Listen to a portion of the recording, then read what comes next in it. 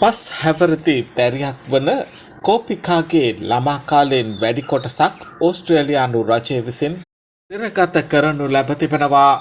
2019 දී ඇයගේ පවුල ඉන්දියානු සාගරයේ ඕස්ට්‍රේලියාවට අයත් වාසභූමියක් වූ ක්‍රිස්මස් දූපතේ රැඳවුම් මධ්‍යස්ථානයකට යවනු ලැබුණා.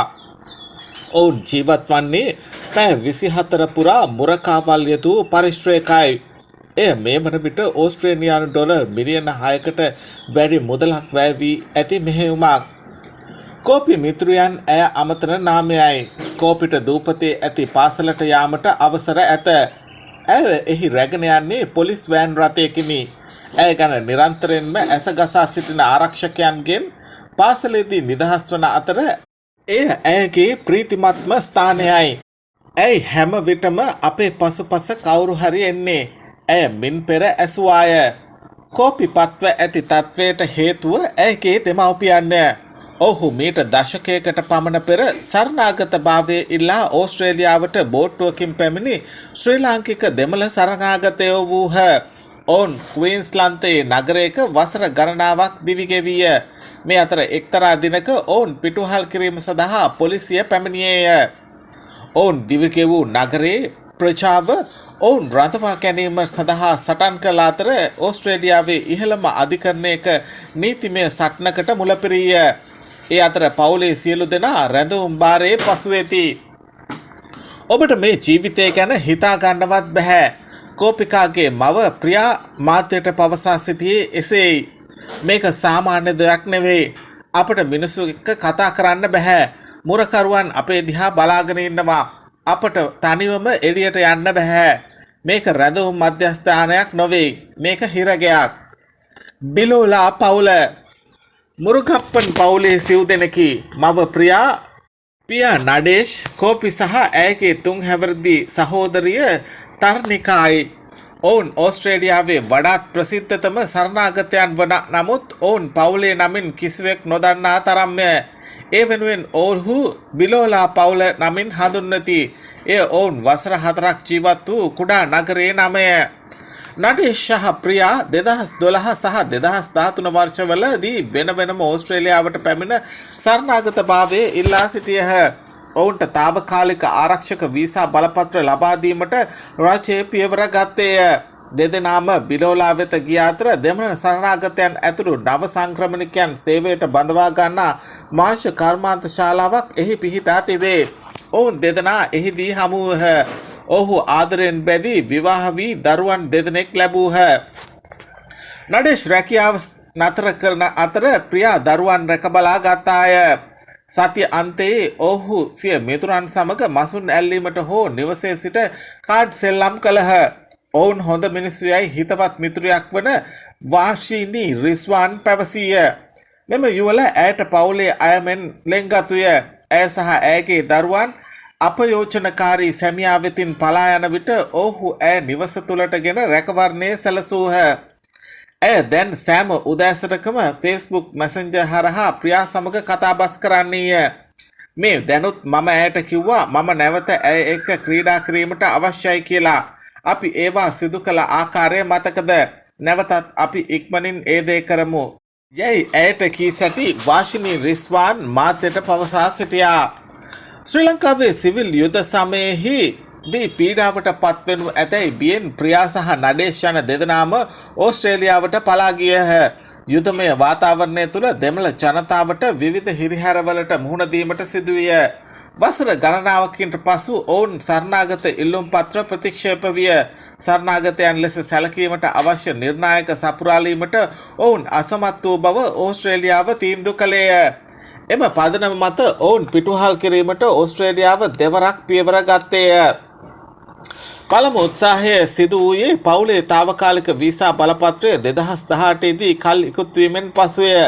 ආරක්ෂකයන් පැමිණියේ අලියම පෙර වැටලීමකටය. එය පිටුහල් කිරීමේ පොදු උපක්‍රමයක් බව නීතිඥයෝ පවසති. ඉන්පසු ඈතින් පිහිටි මෙල්බර්න්හි රැඳවුම් මධ්‍යස්ථානයකට මෙම පවුල රැගෙන ගියේය. දින කීපයකට පසු ඔවුන් ශ්‍රී ලංකාව බලා යන ගුවන් යානයකට නංවා තිබේ. එහිදී අසාමාන්‍ය දෙයක් සිදු නොවුනේ නම් ඔවුන් ඒ වන විට සැලසුම් කළ පරිදි පිටුහල් කිරීමට ඉඩ තිබුණි. ඔවුන්ගේ මිතුරන් රැගෙන යන විට 6000ක් වූ බිලෝලා නගරවාසීන් ඔවුන්ගේ කෝපය මාධ්‍ය වෙත ගෙන ගියහ. home to below hashtag යටතේ ඔහු විරෝධතා ව්‍යාපාරයක් දියත් කර දේශපාලඥයන්ටද බලපෑම් එල්ල කළහ. මෙම පවුලට සහාය දැක්වීම සඳහා සකස් කෙරුණු පෙත්සමකට අස්සන් 3,50,000කට වඩා ලැබී තිබුණි. ඔවුන් අපෙන් කෙනෙක්. ඔවුන් අයිති බිලෝලාවට ඇන්ජලා ෆෙඩරික්ස් පැවසිය. මෙම පවුලට සහයෝගය ලබා දෙන ඇන්ජලාට ප්‍රියාව හමු වී ඇත්තේ බිලෝලා පල්ලියේදීය. පිටුහල් කිරීම නවත්වමින් වාරණ නියෝගයක් ලබා ගැනීමට නීතිඥයන් ක්‍රියා කළ අතර මුරුගප්පන් පවුල නැවතත් මෙල්බර්න්හි රැඳවුම් මධ්‍යස්ථානයට යවිනි. නෛතික සටනක් ක්‍රියාත්මක වූ අතර අවසානයේ අධිකරණයෙන් ප්‍රකාශ වූයේ එම පවුලේ ඉල්ලීම් වලට එරෙහි තීන්දුවකි. එබැවින් 2019 දී රජය යළිත් ක්‍රියාත්මක විය. ශ්‍රී ලංකාව බලා පියාසර කරන ගුවන් යානයකට පවුලේ අය නැංවීමට පොර ඔවුන්ගේ භාණ්ඩ ඇසුරුම් කරන්නන් ආරක්ෂකයන් ලබා දුන්නේ පැය 2ක කාලයක් පමණි. කලදරයටපත් නඩේශිය නීතිඥයන් දැනුවත් කළේය. ඔවුන් බලහත්කාරයෙන් ගුවන් යානයට පැටවීමේ දර්ශන නඩේස් රූගත කළ අතර මව යානය තුළට ඇදගෙන යද්දී ලදරුවන් හඬා වැළපුණහ. පුවත් නාලිකා සහ සමාජ මාධ්‍යවල බෙදා හැරුණු මෙම දුක්ඛිත දර්ශනය දුටු ඕස්ට්‍රේලියානුවෝ අවදි වූහ. යළිත් වාරණ නියෝගය ලබා ගැනීමට නීතිඥයන් ක්‍රියා කර අතර යානය ගුවන් ගමන අතරමඟ හැරවීමට නියෝග ලැබිණි.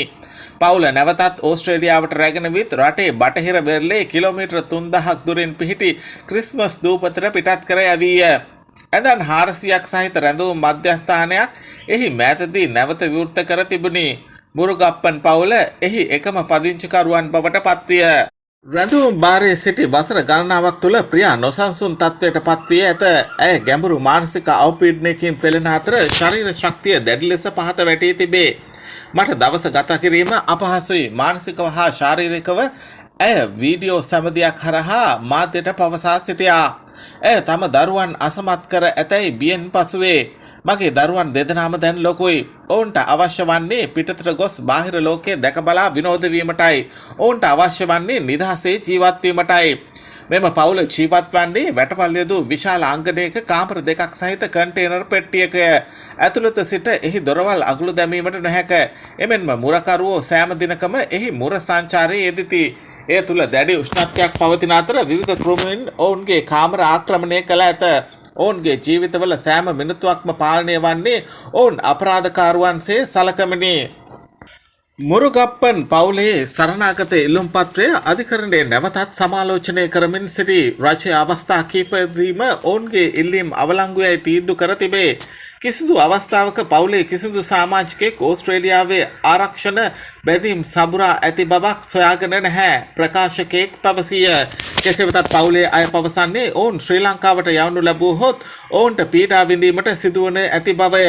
මේට ලැබුණු මාධ්‍ය අවධානය හේතුවෙන් අවදානම වැඩි වී ඇති බවද ඔවුහු පවසති. ගැහැණු දරුවන්ට ශ්‍රී ලංකාවට කිසිදු සම්බන්ධයක් නොමැත. ඕස්ට්‍රේලියාවේ ඉපිද හැඩිය වැඩුණු ඔවුන්ට අනවසර ලෙස මුහුදින් පැමිණි පුද්ගලයන්ගේ දරුවන් ලෙස ඕස්ට්‍රේලියානු පුරවැසි භාවයද ලබා ගත නොහැකිය. නඩුව අධිකරණයට ඉදිරියේ ඇතැයි පවසමින් මේ පිළිබඳ අදහස් දැක්වීමට අමාත්‍ය කැරන් ඇන්ඩ්‍රූස් ප්‍රතික්ෂේප කළාය. නමුත් පසුගිය සතියේ ඇය ඉඟි කළේ රජය මෙම පවුල රැඳවුම් කඳුරෙන් ඉවත් කර දිවයිනේ පිහිටි ඔවුන්ගේම නිවසකට ගෙන යාමට කටයුතු සලසනු ඇති බවයි. පවුලේ නීතිඥවරිය වන කැරිනා ෆෝඩ් පවසන්නේ රජයට අවශ්‍ය නම් ඔවුන්ගේ දුක් වේදනා හෙට අවසන් කළ හැකි බවය. වීසා බලපත්‍ර දීර්ඝ කිරීමට සහ පිටුහල් කිරීම නැවැත්වීමෙන් ජනතාවගේ ජීවිතවලට මැදිහත් වීමට එරට ස්වදේශ කටයුතු අමාත්‍යවරයාට අසමාන්‍ය බලයක් ඇත. මුරුගප්පන් පවුල නිදහස් කර ගැනීම සඳහා එම බලය යොදා ගන්නා ලෙස ක්‍රියාකාරීහු දිගු කලක් තිස්සේ ඉල්ලා සිටිති. මේ ඕස්ට්‍රේලියාවේ උපත ලැබූ දරුවන් වසර ගණනාවක් සැදවුම් භාරයේ තබා ගැනීම සහ ඔවුන්ව සැබවින්ම අවශ්‍ය ප්‍රජාවකට සෑහෙන ඈතින් ඔවුන්ව තබා ගැනීමට සම්බන්ධ නඩුවක් යනුවෙන් ව්‍යවස්ථා සම්බන්ධයෙන් නීතිඥ ආචාර්ය සංගීතා පිල්ලෙයි පැවසීය. මීට වඩා බලවත් නඩුවක් ගැන සිතීම දුෂ්කරය. මේ සඳහා අවශ්‍ය වන්නේ සුළු අනුකම්පාවක් යයි පවුලේ මිතුරෙක් වන ෆෙඩරික්ස් පැවසීය. ඔක්කොම ඇමතිවරුන්ට කළ යුතුව ඇත්තේ එය අත්සන් කිරීම පමණයි. එක් පෑම් පහරකින් Tamanට ආදරය කරන ප්‍රජාව කරා නැවත ඔවුන්ට පැමිණිය හැකියි. යාළුවනේ ඔයාලා තවම අපේ channel එක subscribe කරලා නැද්ද? එහෙනම් subscribe button එක ඔබලා subscribe කරන්න. සීනුව සලකුණ ඔබලා දිනපතා අපගේ නව වීඩියෝ බලන්නත් ඔබට අවස්ථාව තියෙනවා.